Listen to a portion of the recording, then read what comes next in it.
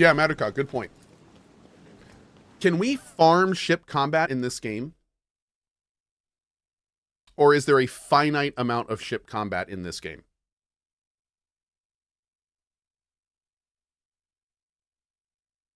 Can we, like, just travel between high-risk systems and, like, bait out encounters that we would not get normally?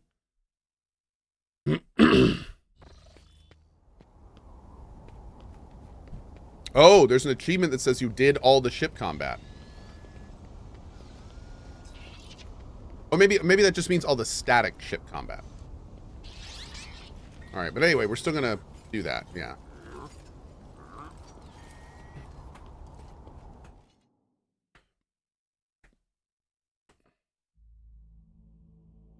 Okay. We're gonna go here. And now I'd like to go back down to... work our way back to Furabundus, where Footfall is. But first we'll go here. I keep receiving messages about strange behaviors in certain ship systems. All decks are reporting the uncontrollable opening and closing of doors, gates, and airlocks. They behave erratically and do not obey crew operator command. Regrettably, this has led to casualties among the crew. Oh, God. Okay.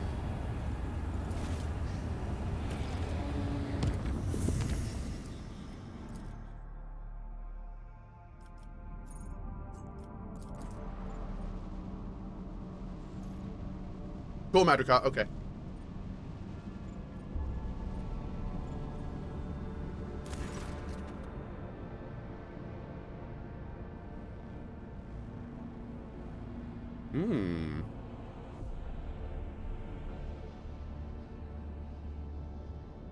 Alarming reports coming in from Janice.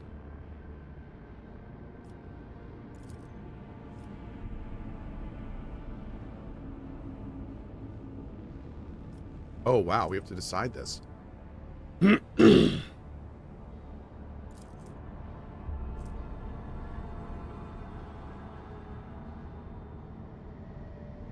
Whoa. So we can take in... There's this basically this group of mutants that are not causing any type of... They're not causing any type of issue. But are doing weird things. No. I think I will take these unfortunate souls under my protection. They're victims of a mutation, not demons. Huh. The mutants were put under surveillance. One of the watchmen spotted a mysterious relic in the hands of a group of wretches that turned out to be an item of Xeno origin. It's unlikely the mutants understood the nature of the object they worshipped. Having to live in proximity to the wretches disturbs the good, honest serfs and leads to outbursts of aggression and violence. Oh. Oh! Cool! Great. Awesome. Alright. So on Janice...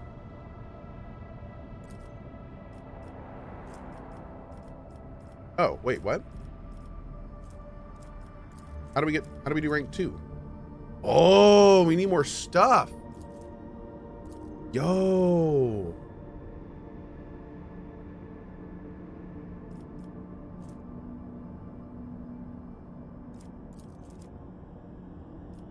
We can't do anything because we don't have enough.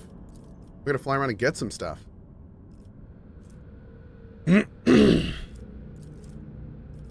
Wow, dude.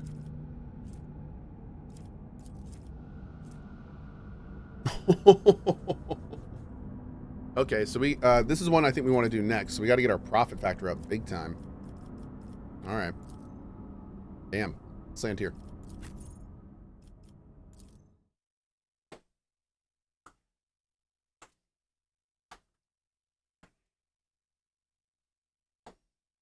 Oh, Timbo. Let me take a look.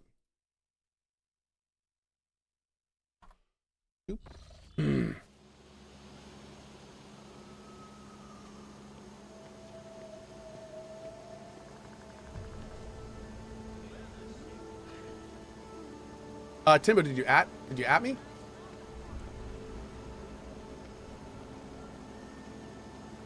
I don't see it anywhere. You said you added me on Twitter? I'm assuming just now, right? It just went up? You added CohhCarnage? Always keep your eye on the prize. All right, so here we're looking for... Kept by one of the officials. Right, let's go in. Oh, this guy would probably know, right? I require a seal to certify a mercantum tabula officiae.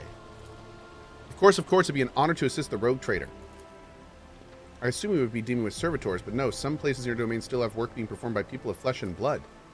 I beg your pardon. What's this about servitors? I have faithfully performed my sacred duty to the Imperium and Administratum all my life. I'm merely repeating the word of the Master of Seals and Dargonis. But after 70 years of service and not a single directive, not from Holy Terror or from Dargonis, a complete breakdown of communication, what a farce, what an insult against all processes. But this is easily remedied. If the Administratum requires such a servant, then I will immediately begin preparations for servitorization. Bro? Bro. No. You can serve humanity while you're working as you are. Yes. Could a servitor replace a true administrator's officer who is passionate about his work? Of course. Of course, you're right. I will continue to serve Janus in the Von Valancius Protectorate as before, and today I will dispatch a request for copies of edicts issued by the Imperium over the last 50 years. Who knows what else we have missed here on Janus. Okay. That is wonderful, Attilius. Just wonderful. Just don't go poking your eyes with a long needle. At least until you receive a direct order to do so from your precious administratum. How are things on Janus? Great. Okay. Awesome. I appreciate the local species. Okay. Great. So I think we're good here. This is my favorite part of Owlcat games, when kind of like the main story is on pause and you can just like explore the world. Oh man.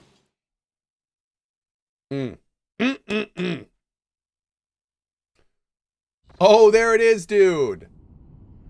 Oh, that is... wow, brother.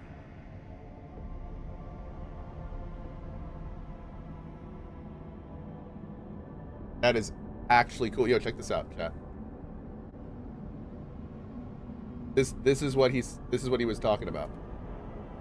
Oh, that is awesome. That is actually fantastic. Like that's like the little kitty over there on the side. Dude, that's fantastic. Very, very cool, man. Very, very cool. Absolutely love it, dude. It's fantastic. Okay. So, can we see on here what we've... Okay, good. Nice big question marks. That's what I'm talking about. Let's go back to Furibundus. And we're going to go check out... Oh, I can't get there yet. I have to go to Trinitos. Okay. Go here. Okay. The bridge is thrumming with sounds of endless officer reports, the hum of ancient mechanisms, and buzz of servo engines. Among the usual servants bustling to and fro, the Lord Captain notices a flash of flame-red hair. Wait. This isn't the Space Marine, is it? No. Oh, okay, it's her.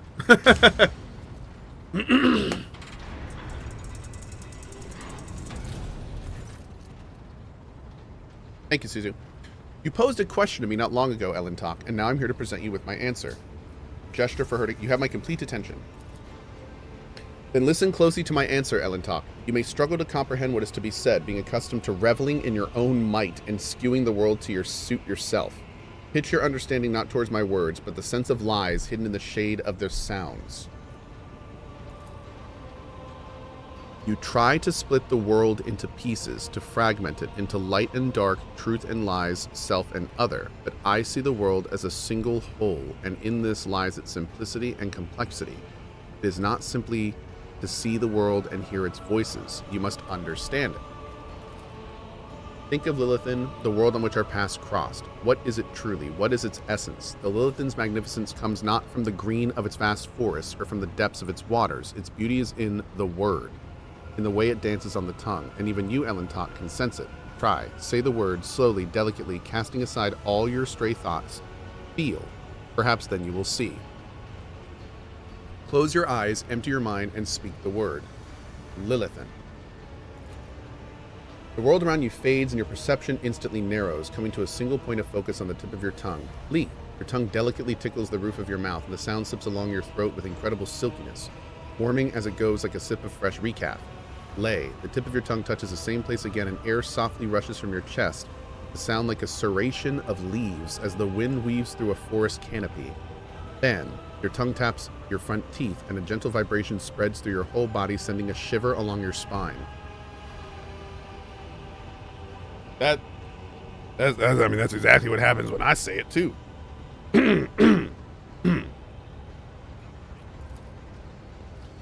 Guarded interest gleams in Erliet's eyes when your gaze meets again. I think I'm beginning to understand. If your words are sincere, Elentok, then you're capable of seeing more than you do now. Instead of the lifeless clamor of monstrous mechanisms, the roar of engines, and the discordant voices of your followers, I hear and attend to silence. It arises in moments of spiritual serenity, and in that stillness we become witnesses to the transformation of our own inner world, says the hippie.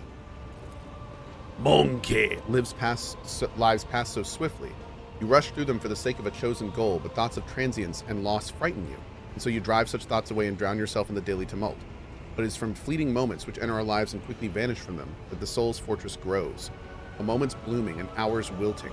The splendor of each lies in its ephemerality. So too the memories of those who have left our side and no longer walk the path with us. And in you, Elentok, I see much more than just another monkey.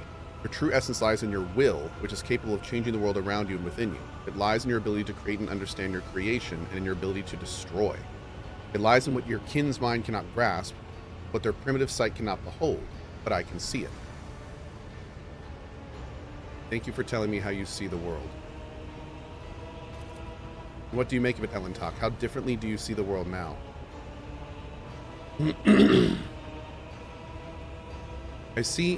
I also see something greater in the world around me, something deeper than the outer guise of things. And what does that mean?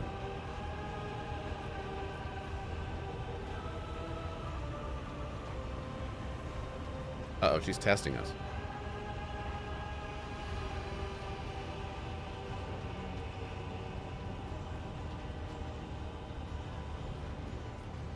I see the uniqueness of every creature, everything, and it pleases me. I can follow the line of your thoughts, Elentok. Every form, color, creature, and being possesses its own charm and capacity to stir our emotions. Millions of stars in the darkness. The inimitability of void crystals, a plethora of intelligent and primitive life forms that inhabit the galaxy. The world manifests itself in endless diversity, and in that lies its true magnificence. Erliet says nothing for a time, silently watching you from under her half-lowered lids. Now that we have shared our truth about this world, I would like to know if your thoughts about me align with those of your kin, Elentok, or if you see me differently.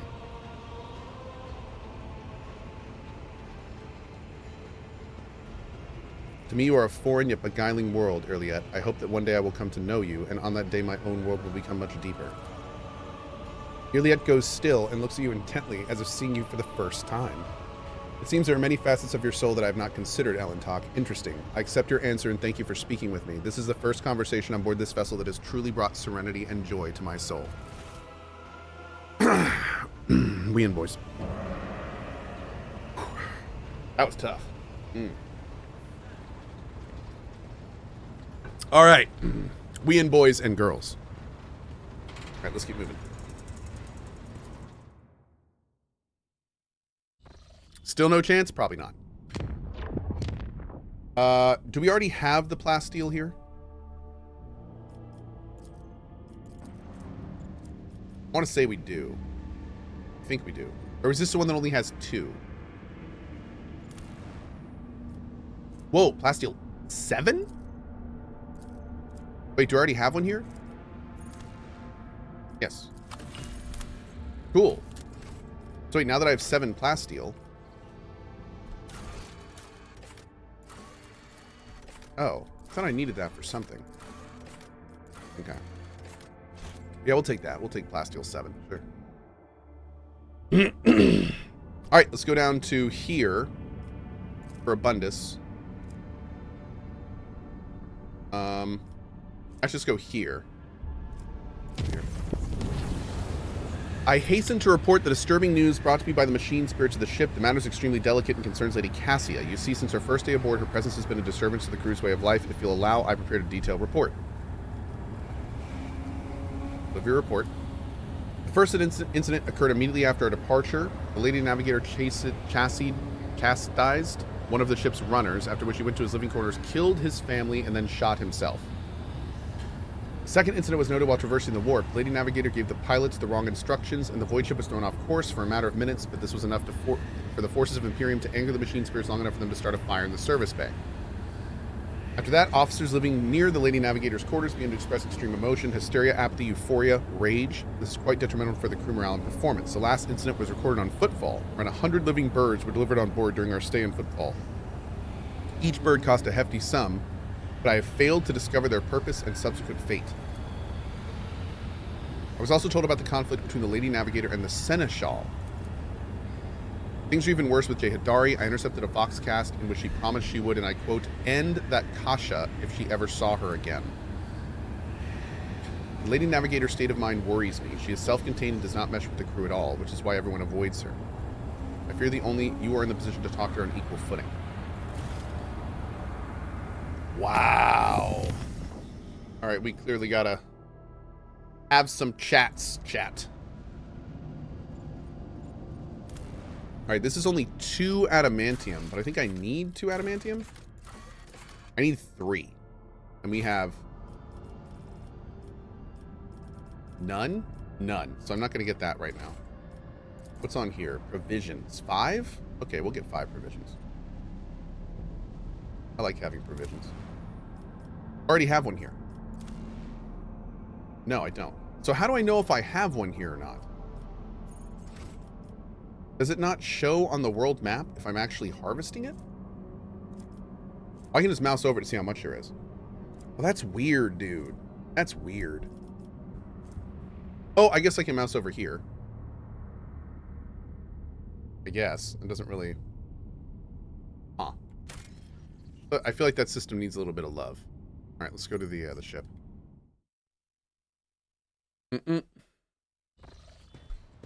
All right. First, let's talk to Abelard. Lord Captain. I hear you and Cassie exchanged words recently. What happened? And who brought this piece of news to you, I wonder? Then again, I have nothing to hide from you. Of late, the helmsmen have been going off course with increasing frequency, and the reports are full of contradicting accounts.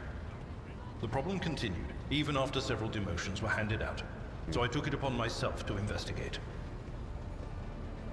Okay.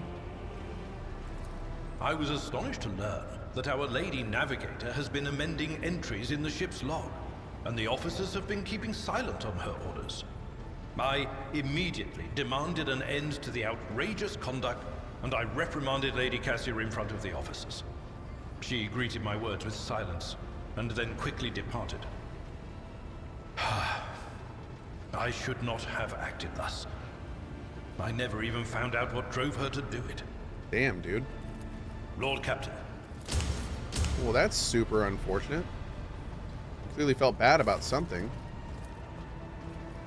Let's talk to Jay next.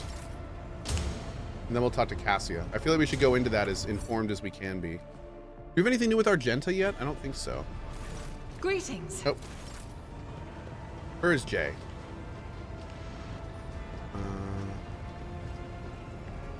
Excuse me. There she is.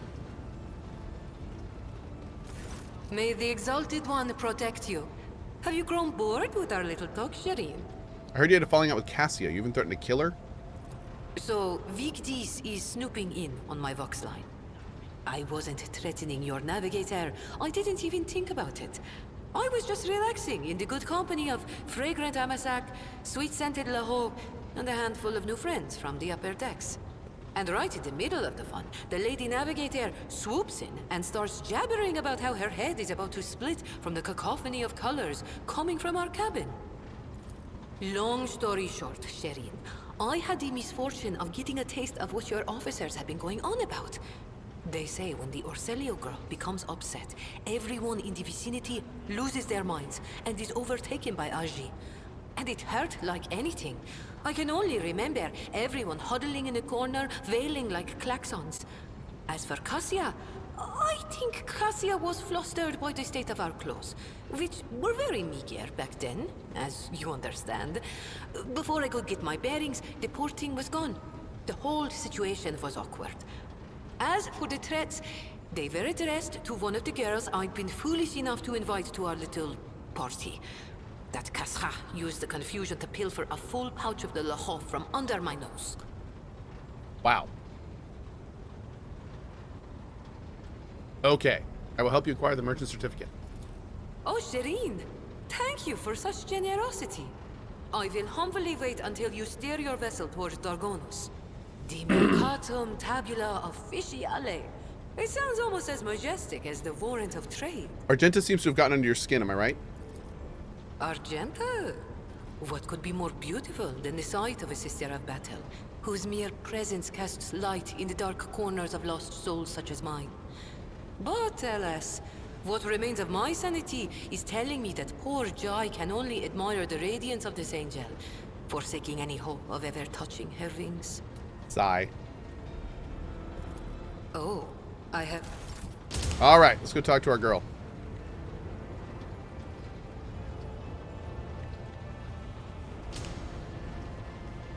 Figure out the best way to do this.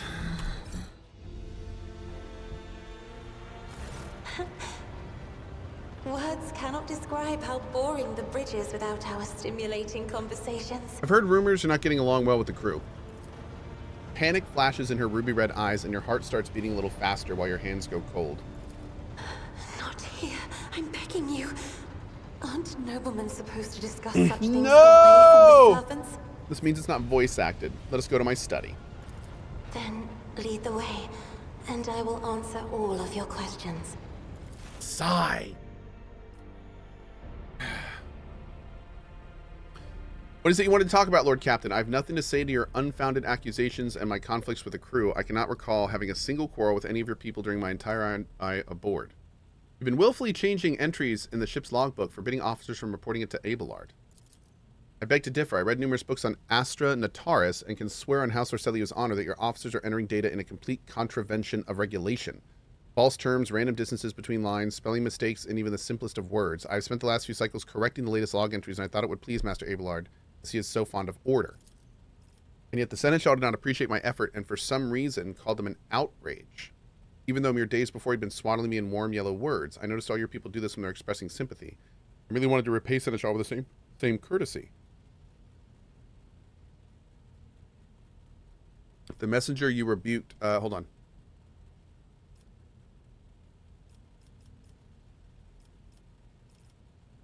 Okay. You had quite the falling out with Jay if she's threatening to kill you. I didn't. That's our private business. The issue was between me and Lady J. Lord Captain, please pay it no heed. We made our peace long ago, and I will have you know no one threatened me. Your information is incorrect. The messenger you rebuked butchered his own family, then killed himself. I haven't rebuked a single errand boy on this ship. Ah, I think I remember. A kind young man with a shy smile and skillful fingers with too much rotten ochre on his shoulders.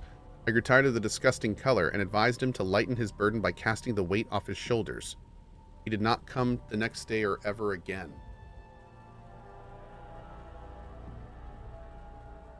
Oh my god. So, okay. During the warp voyage, you gave the wrong orders, which led to the vessel shifting off course and the service bay being destroyed. I saw something in the warp, something vast, predatory, shimmering with indescribable colors. It came from nowhere and stared at the ship with hundreds of hungry eyes right there in our path. I decided to change a course while it was still possible, but did not want to sow panic. It would have been better to tell the crew we were heading straight into a monster's gaping maw. The officers are reluctant to be quartered next to your chambers because of the constant emotional outbursts it's causing them. Some even maim themselves and others. I already told you I can't control my abilities. What else do you want from me? Will I be assigned a pariah chaperone? Or will you put me in suppressing shackles? Do you mind telling me why you needed 100 species of birds and what you used them for? Admittedly, I'm at a loss myself. The day we arrived on Footfall, I sent a request to the ship's quartermaster and asked him to get me a songbird, but he never asked for clarification, and shortly before we left, I had a countless number of cages delivered to me, all wrapped in a bright red panic with flickering tints of fear. There was a bird in every one. I was so excited. I thought I would have 100 friends instead of just one. They were squeaking so piteously. I let the poor things out. I even fed them my breakfast and dinner, but the stupid birds wouldn't stop chittering, even after bedtime. They were dashing about the room, smacking me in the face with their wings and defecating. I became angry, and suddenly they started pecking at each other's eyes and attacking me. Then I became afraid, and they fell over dead.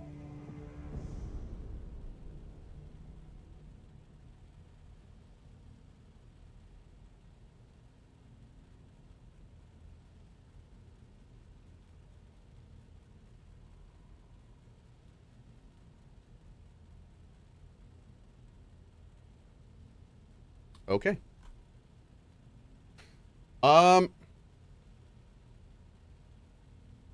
Give me just 1 second, chat. Gotta make one more call.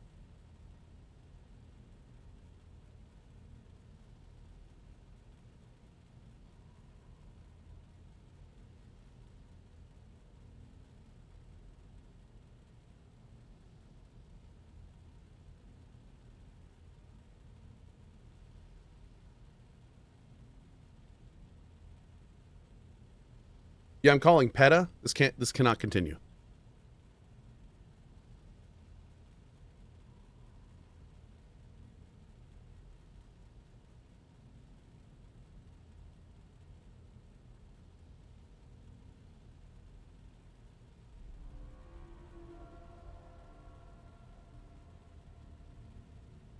I have to leave a message.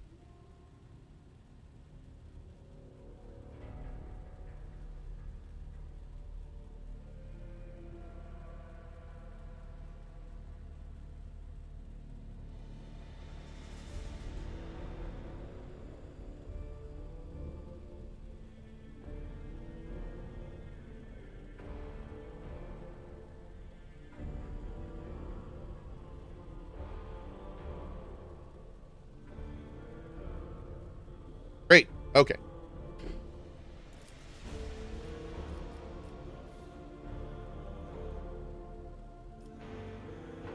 You have a kind soul but have difficulty reaching out to people. I could teach you the art of communication if you'd like. That would be wonderful. My education on Nurak 5 was cut short, but I have realized by then the wisdom of books is a poor substitute for the wisdom of experience. Very well, since we're done with this misunderstanding, I would like to change the subject. It would only be fair for me to ask a few questions now, wouldn't it? Do not mistake me. I'm not going to accuse you of anything. It's just you're the most worthy interlocutor on the entire ship. You're always so busy. Yeah, what would you like to ask? I read a treatise by Paisius de Mobius very recently who claimed that the subjects would never believe their new ruler was better than the old one unless the old one had been a tyrant. No matter the circumstances, the lowborn rabble would become deluded about their prospects and rebel in favor of their base desires. What do you make of that?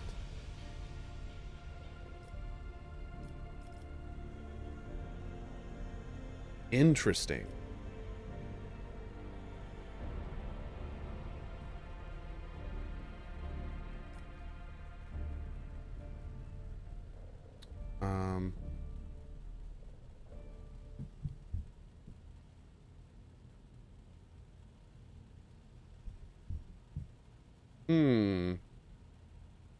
I kind of like the Lore Imperium one.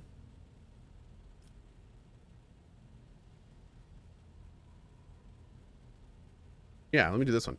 Your interpretation of this classical text is not entirely correct. If the subjects have grown accustomed to the ruling house, all the sovereign must do is refrain from breaching long-standing traditions, adjust unwanted laws as gradually as you would shift the bed of a flooded river, and no one will ever take power from you. Indeed, I was not wrong about your merits or your ability to hold a conversation. I hope my second question does not confound you either. According to 20 tomes penned by the preacher Oistak Istefan, the Forgotten, mercy and cruelty go through the world hand in hand, but people flock only to one pan of the scales. Would you rather inspire fear in your followers or be magnanimous and choose awe?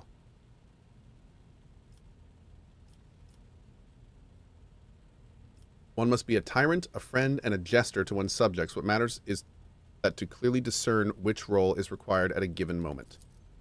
There's so much power in your words. Power that makes me want to join you. I understand now why your subjects are eager to follow you. I admit I was afraid we were too different, and yet you helped me realize that I can be candid with you. Please continue.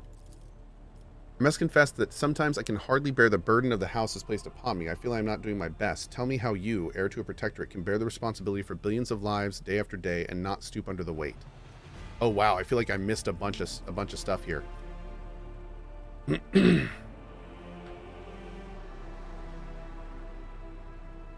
It's not always easy, but I try to lead the dynasty towards prosperity by worthy means. Thank you for your patience, Cohh. You're helping me see the world in different colors. A novel experience for me. Our conversation holds a special place in my heart. Allow me to bid you farewell for now. I'm heading back to my chambers to consider today's conversation. Cool. Okay. Let's see. Do-do-do.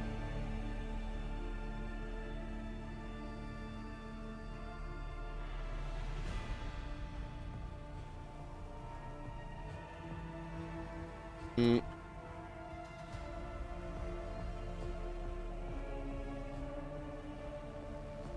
let me see here.